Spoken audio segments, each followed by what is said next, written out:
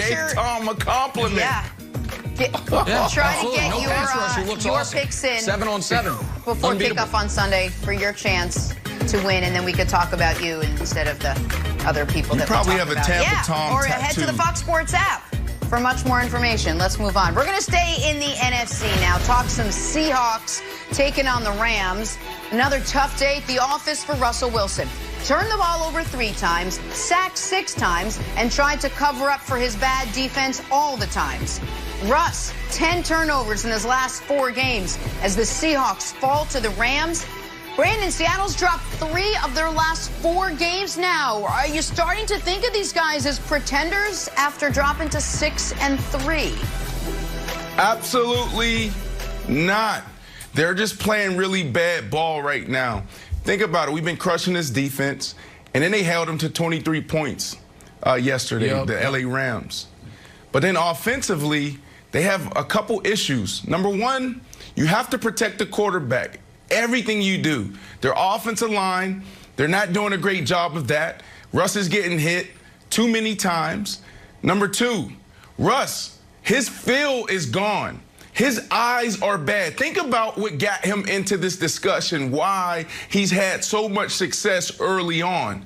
Because Russ is that guy that's scrambling, is making moves in the pocket, and then all of a sudden he finds the guy. He happens to find a guy running wide open, or he throws the ball into double coverage and it gets through everyone, or he throws it to Tyler Lockett, and he, Tony toe tap in the back of the end zone. But what's happening now is Russ is doing that. He's throwing the ball in the end zone, and then it leads to a pick. That's their end result.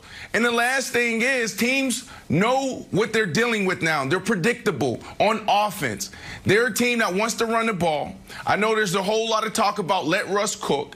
But offensively, when you look at their passing game, it's not really sophisticated. It's not really developed. They don't really do a lot of things well. What they do is, hey, we're going to run the ball, then we're going to take shots. So how did the LA Rams play them yesterday? They eliminated the big play. So when you look at, what the Seattle Seahawks is dealing with right now, they're all fixable issues, but they should be concerned because if they don't turn this around quickly, then they're going to see themselves in a very vulnerable position.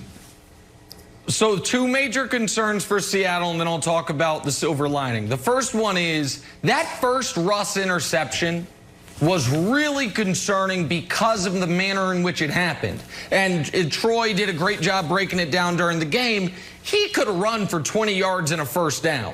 Yep. And for some reason, he felt the need to force this ball. When I saw him let go of the football, I thought it was going to be another one of those where a Seahawks receiver is just standing by himself in the corner of the end zone because it is so open for him to run for a first down and more. That's issue number 1, that Russ is pressing.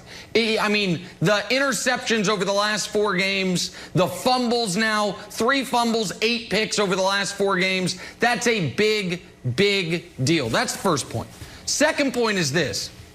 DK Metcalf got shut down by Jalen Ramsey. Now, Jalen Ramsey might be the best corner in the league, so you can say that's an outlier. But if it's number 1 wide receiver in football or someone in that argument against number 1 corner, there should be some wins, some losses on both sides of the ledger. Instead, it was all wins on the Jalen Ramsey side of the ledger.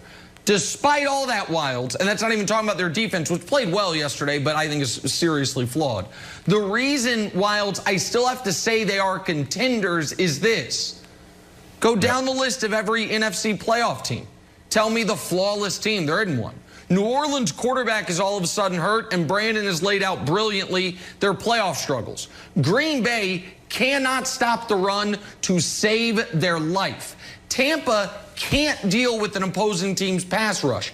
Arizona has no experience and a mediocre defense, and the Rams don't trust their quarterback. So those are the 5 other playoff teams in the NFC, plus whatever comes out of the NFC East. So they have to still be contenders, Wilds, even if they are a obviously flawed football team.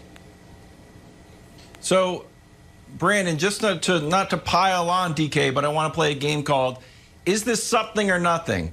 So DK wasn't even targeted until late in the 3rd quarter. He ends up with 4 catches for 28. His other previous worst game was against Patrick Peterson, 2 for 23. So is this a case of him feasting on everyone except the elite corners? Is this something or nothing? You know, I got to be honest here. I don't know. I'm not going to sit here on television just because I occupy the seat and give a take. You know, there's so much that can go into this. You know, when I was in Denver and we had Nnamdi Asomugha on the other side when he was playing for the Oakland Raiders, and he was considered probably the best one-on-one corner at the time, we would literally go into games and say we're not throwing his way, and it would tick me off. I would say I'm emerging #1 wide receiver, and I'm playing really well right now, and you're not going to give me an opportunity when I'm on the side of Nnamdi's, and I didn't get it. So there's a lot that we don't know. The game plan could have been tailored to go away from those #1 cornerbacks. And then also, you know, it took me 3-4 years to really develop as far as a receiver at the line of scrimmage going against men. Now, it's a difference between going against cornerbacks and going against Jalen Ramsey, Patrick Peterson.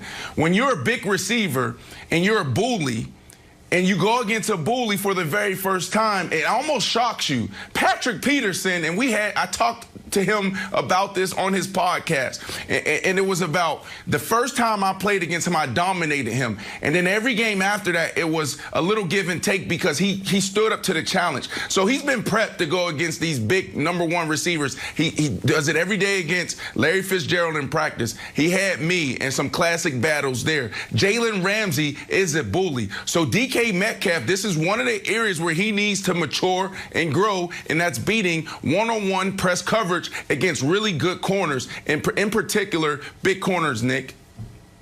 I want to circle back to the Seahawks as a whole for a moment, because I obviously can't add anything more than you did about the #1 receiver against another #1 corner. I think we could get to the postseason and not have any real idea how good Seattle actually is, because Seattle right now doesn't have a single great win.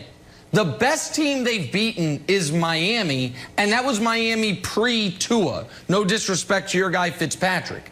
After the Arizona game, Seattle plays, and I believe this is the order, Philly, Giants, Jets, Washington. That's 4 in a row.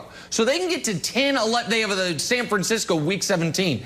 They could get to 11 wins without a single great win on the ledger. So I think we're going to have real question marks, Jenna, about how good Seattle is against high-level competition even come January, unless this Thursday they beat up on the Cardinals. If this Thursday they not only beat the Cardinals, but beat up on the Cardinals and send a message, the division goes through them, that'll be meaningful. But if this is a close game or they lose the game and then they reel off 4 in a row against awful teams, I feel like there'll be real questions about what Seattle actually is going into the postseason, Jenna. That's a good point. All right, we're going to table the Seahawks, talk some hoops now. James Harden might be on the move very soon. Wait till you hear his rumored landing.